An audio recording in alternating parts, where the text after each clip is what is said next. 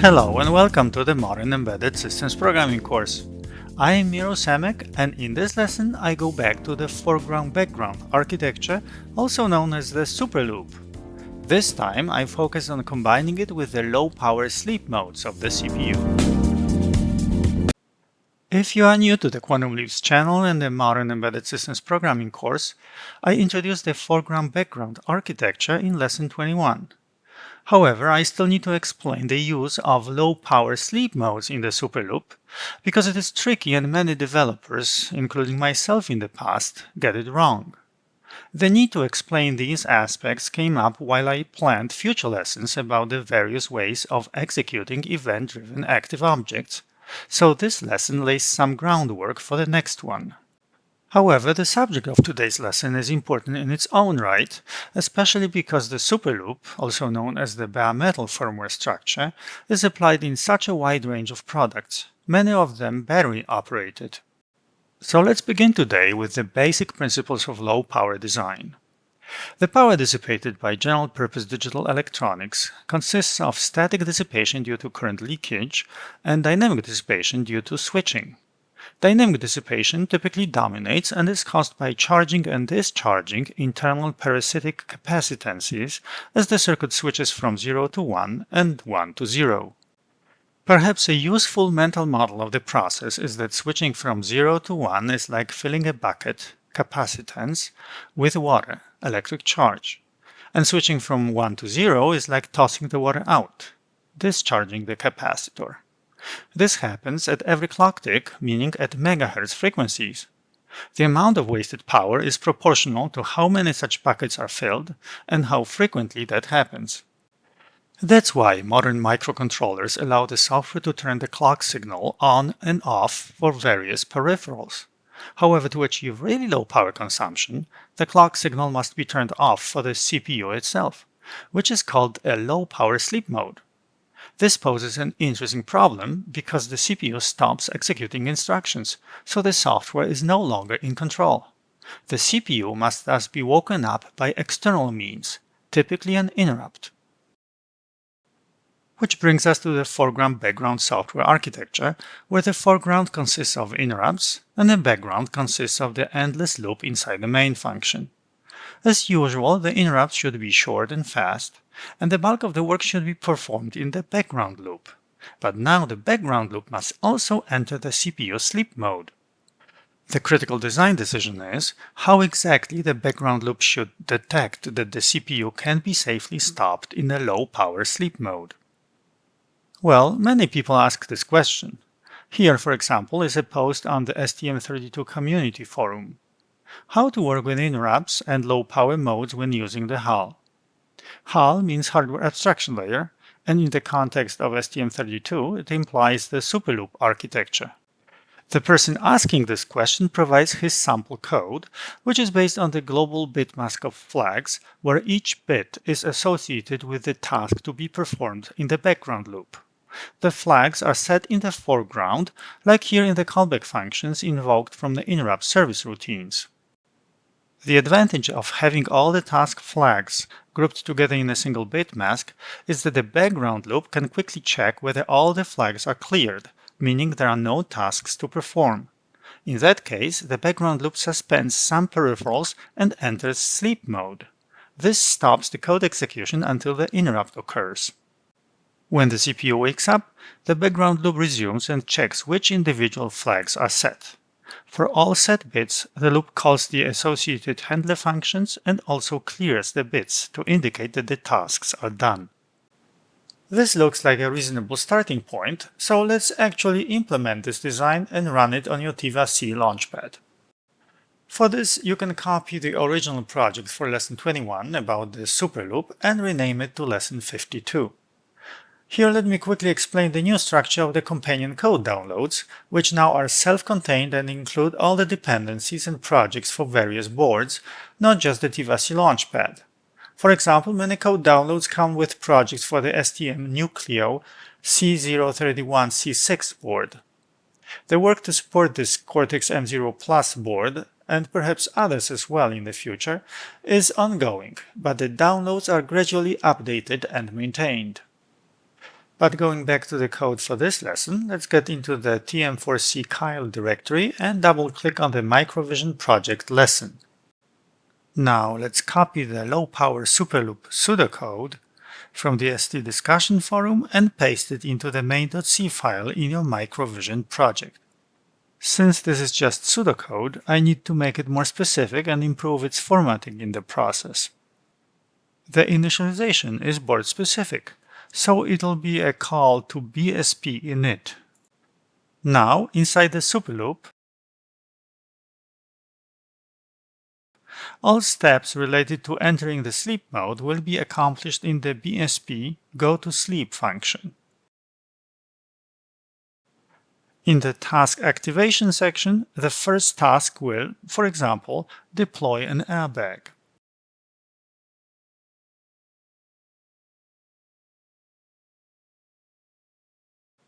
The second task will, for example, engage an anti-lock braking system, ABS.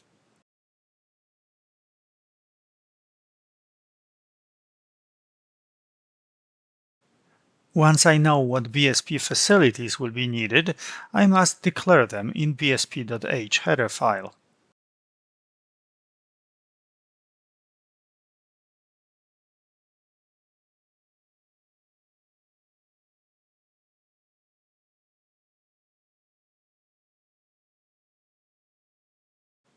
Now, in the bsp.c source file, I must provide the board-specific implementation of all these facilities plus the interrupt service routines, ISRs.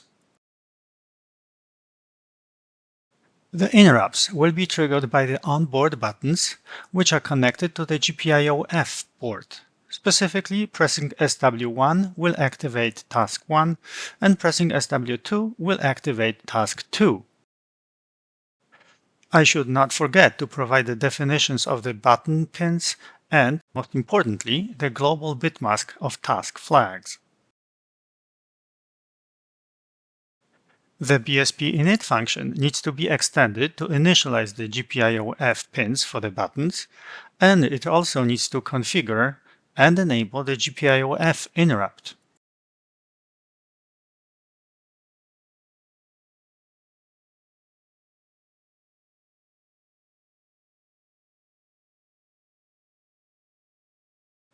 The BSP deploy airbag function will turn the onboard red LED to emulate airbag deployment. Similarly, the BSP engage ABS function will turn the onboard blue LED to emulate the ABS engagement. Finally, the most interesting for today, BSP go to sleep function will put the CPU to sleep by means of the ARM Cortex-M WFI instruction, wait for interrupt. This is equivalent to the original function HAL power entry sleep mode with the power sleep entry WFI argument. Additionally, the go to sleep function will count the number of its invocations using a global counter, which will be helpful for debugging. This would be all for now, so let's try to build the project. Alright, so let's run it. So here is my arrangement of the various debugger views. I have CPU registers, source code, disassembly window, the call stack, and watch view with two critical variables, the global ISR flags bitmask and the go to sleep counter. My first test is just to run the code free.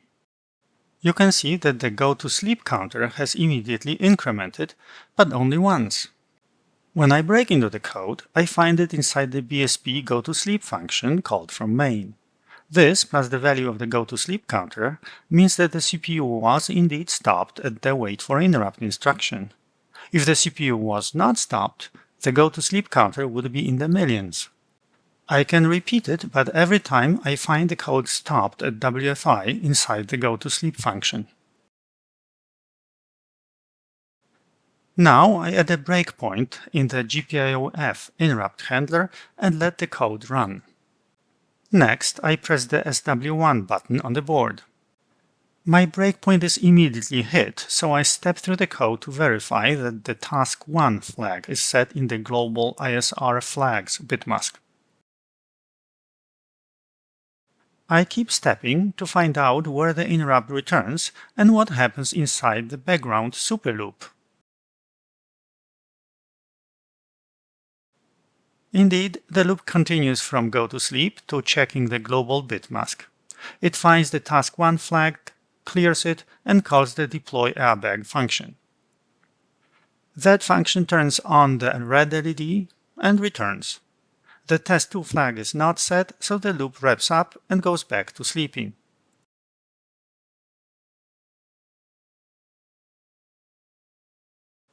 I can repeat it, and it works as before.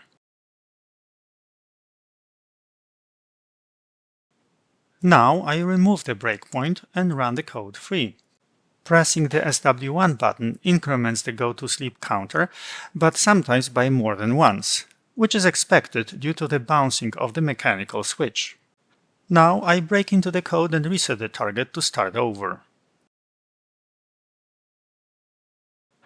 Pressing SW1 turns the red LED, and pressing SW2 turns the blue LED, which verifies that my second task, Engage ABS, also works as expected. So far, so good. What's not to like? Well, for starters, if you watched lesson number 20 about race conditions, you should immediately realize that this code is chock full of them. Specifically, the ISR flags bit mask is shared between the background loop and interrupts, so every time it is accessed, you have a potential race condition.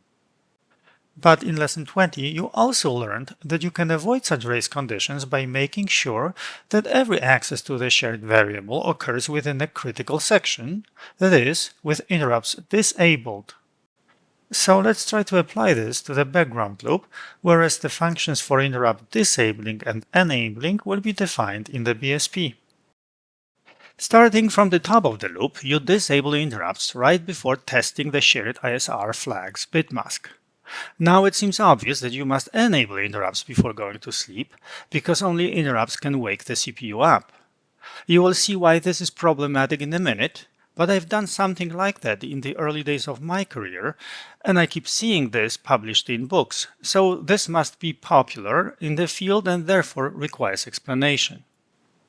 But for now, let's press on with your immediate goal of eliminating race conditions.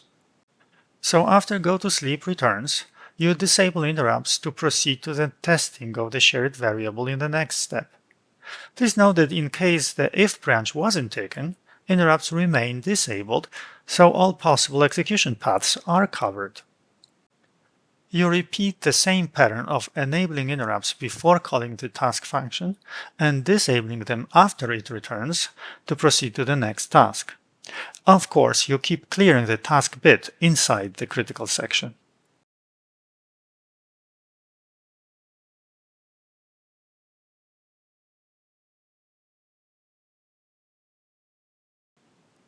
After the last task, you enable interrupts so that they can be serviced before looping back to the top of your Superloop.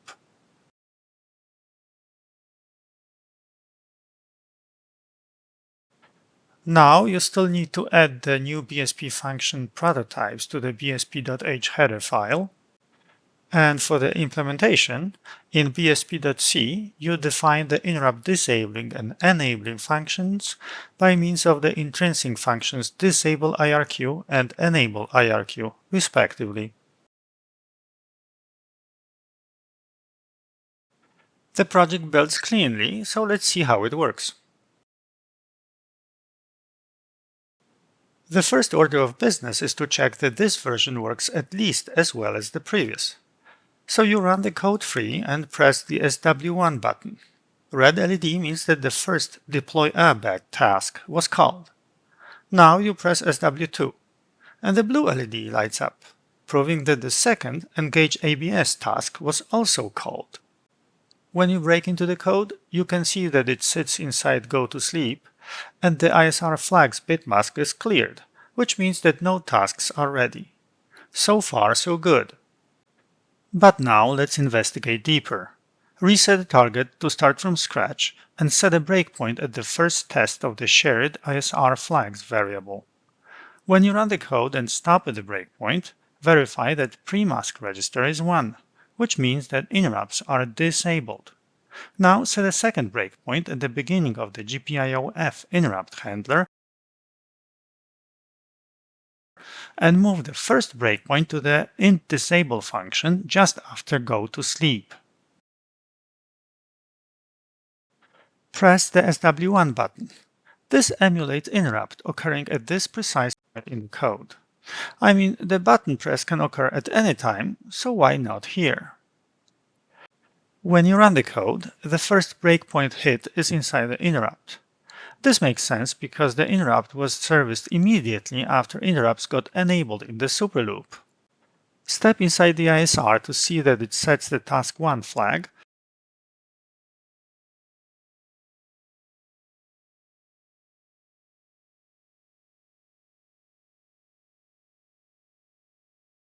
and continue to see what happens next.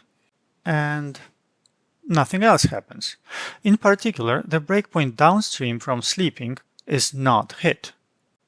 Indeed, when you break into the code, you find it sleeping in the go-to-sleep function, but the ISR flag's bit mask is still 1, which means that task 1 is ready to run. Only now, when you continue, you hit the first breakpoint, and when you continue again, you see the red LED light up. All this is really bad, because it literally means that the CPU fell asleep at the switch. Specifically, the airbag was not deployed on time, and instead the CPU was put to sleep until some other, completely unrelated interrupt woke it up. The mechanism of this failure is quite simple. If the interrupt occurs during the first critical section, it will be serviced immediately after interrupts are re-enabled. However, due to its simplistic, non-preemptive nature, the Superloop is committed to going to sleep no matter what, and so it does. So let's now discuss the ways you can fix the problem. It turns out that on the Cortex-M CPUs, this Superloop structure can be salvaged by replacing the wait for interrupt instruction with wait for event. As described in the definitive guide to ARM Cortex-M3-M4 processors by Joseph Yu, WFE is conditional and relies on some internal flags maintained by the Cortex-M CPU. To work around some hardware defects in early Cortex-M3s, Joseph Yu recommends applying WFE in a more elaborate sequence. That's why you see this sequence in the STM32 implementation of the HAL power enter sleep mode function referenced earlier in this video. However, I will not investigate this solution any further because it only applies to ARM Cortex-M. In most other CPUs, enabling interrupts before entering low-power sleep mode can be made to work safely in a Superloop architecture. On the other hand, virtually all CPUs, including ARM Cortex-M, support entering low-power sleep modes atomically with interrupts still disabled. Indeed, several years ago, in 2007, I surveyed various embedded microcontrollers, many outdated by now, in my article Use an MCU's low-power modes in foreground-background systems. The motivation for that article was precisely to avoid the problem caused by disabling interrupts before going to sleep.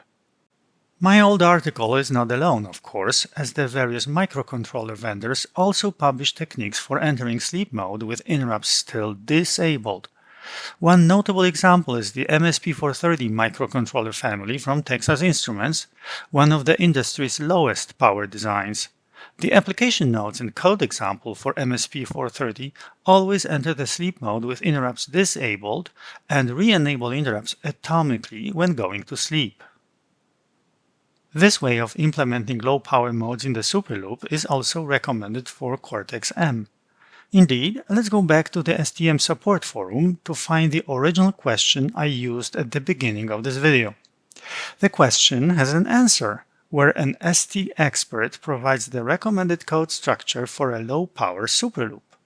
The expert recommended architecture differs in some essential aspects from what you have at this point, so let's copy, paste, and adapt it for your project. The recommended top of the Superloop is essentially the same, whereas your version just hides the sleep transition in the BSP go to sleep function, entered with interrupts disabled, and re-enable interrupts after the wait for interrupt instruction. However, the recommended task processing code does not follow directly, but rather is executed in the else branch. It also differs in other aspects, so let's adapt it.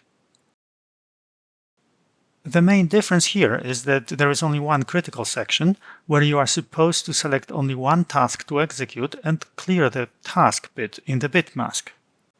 Regarding the selection of the task to execute, this is an ideal use case for a pointer to function, which I will name task. If you don't remember what pointers to functions are, they were used extensively in lesson 39 about the optimal state machine implementation. Since you are supposed to choose only one task, you need to put the other selection in the else branch.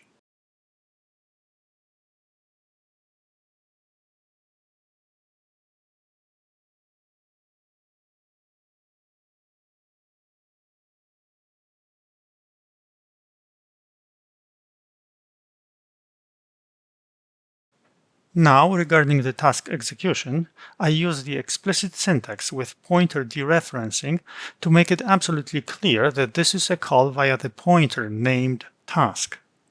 But I still need to define the task variable and the type def for its task handler type.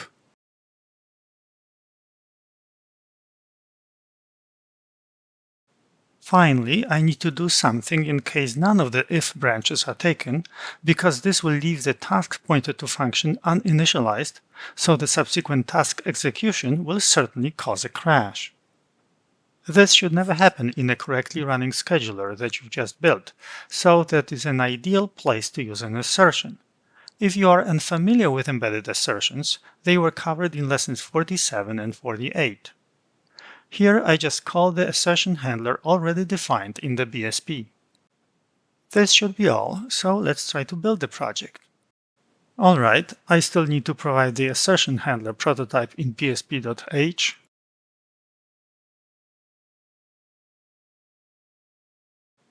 and I have to delete the superfluous forever directive. No errors and no warnings, so let's test this. As usual for today, the first order of business is to verify that it works in a nominal case. I just run the code free and press SW1 button, red LED, and SW2 button, additional blue LED. So far, so good. Now let's look deeper. Reset the target to start over and set a breakpoint inside the critical section at the top of the Superloop.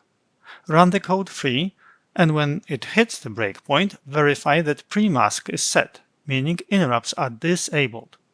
Set a breakpoint in GPIOF interrupt handler and at the WFI instruction in BSP go to sleep. Only now press the SW1 button and run the code free. This time, the first breakpoint hit is the WFI instruction and, quite specifically, not in the interrupt handler, because interrupts are still disabled. Move the breakpoint from WFI to the next instruction downstream. When you run the code free, your new breakpoint is hit and the interrupt is still not called, because interrupts are only now just about to be enabled. When you run the code free, you finally hit the breakpoint in the interrupt handler. Step through to verify that it sets the task1 flag and watch where it returns. Eventually, you end up at the top of your Superloop with interrupts disabled. The ISR flag's bit mask is not 0, meaning some of your tasks are ready to run. You skip going to sleep. Find that the task1 flag is set, clear it, and select BSP deploy airbag task function to execute. Finally, you enable interrupts and call the task function.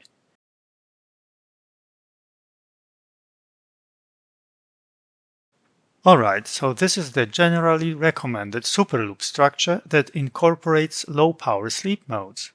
It took a while to build, but as the ST expert mentioned in his post, what you have just built is quite a powerful cooperative scheduler. The task functions can be activated by setting the corresponding bit in the global bit mask, not just from interrupts, but also from other tasks. Therefore, the name ISR flags is a bit of a misnomer. A better name would be task flags, or perhaps ready set, because this bit mask represents the set of all tasks that are ready to run. In fact, let me just refactor the code by globally replacing the name.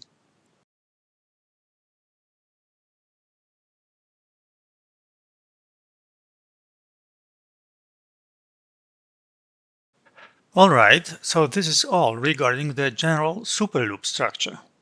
However, in the remaining few minutes of this lesson, I still need to address the Cortex-M specific issue of disabling interrupts selectively with the base pre-register rather than indiscriminately with pre-mask.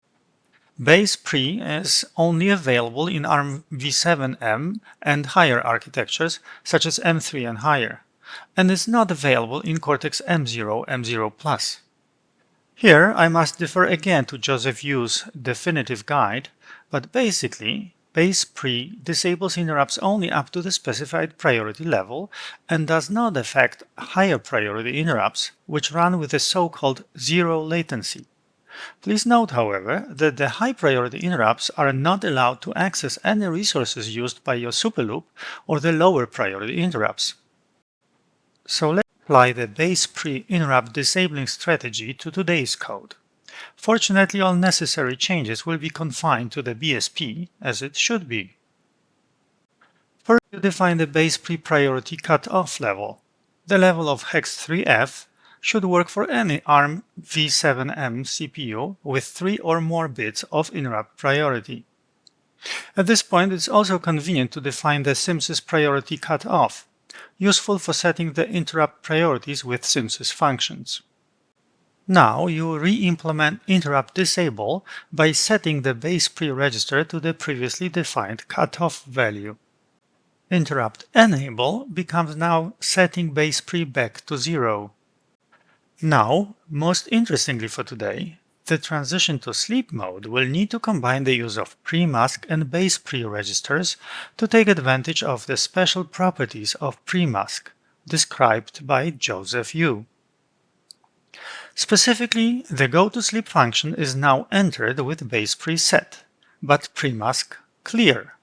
So before the WFI instruction, you must set pre-mask and clear base pre. After the WFI, you clear pre-mask 4. The last set of changes involves the interrupts, because once you apply the base pre-critical section policy, it is crucial to explicitly set the priority of the interrupts that interact with your scheduler to the cutoff level or numerically higher. If you don't do this, the interrupts will not respect your critical sections and you'll have race conditions. Also, now that your interrupts can have different priorities, they can preempt each other, so you need to protect the shared task set with a critical section as well.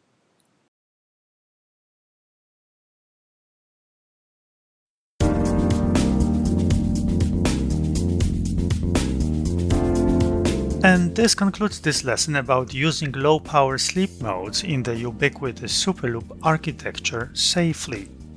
It turns out that adding sleep modes required creating a small cooperative scheduler, which will be useful in the next lesson. Finally, please note that the requirement for entering the sleep mode atomically applies only to the simple Superloop and does not apply when you use a more advanced architecture such as a preemptive kernel or a preemptive RTOS. The main difference between a preemptive kernel and a Superloop is that the kernel enters the low-power sleep mode from the lowest priority idle thread. This idle thread is not committed to entering sleep mode because it gets immediately preempted by any threads that might become ready to run. If you like this channel and would like to see more lessons like that, please give this video a like and subscribe to stay tuned. You can also visit statemachine.com/videos course for the class notes and project file downloads. Finally, all the projects are also available on GitHub in a Quantum Leap's repository, Modern Embedded Programming course. Thanks for watching!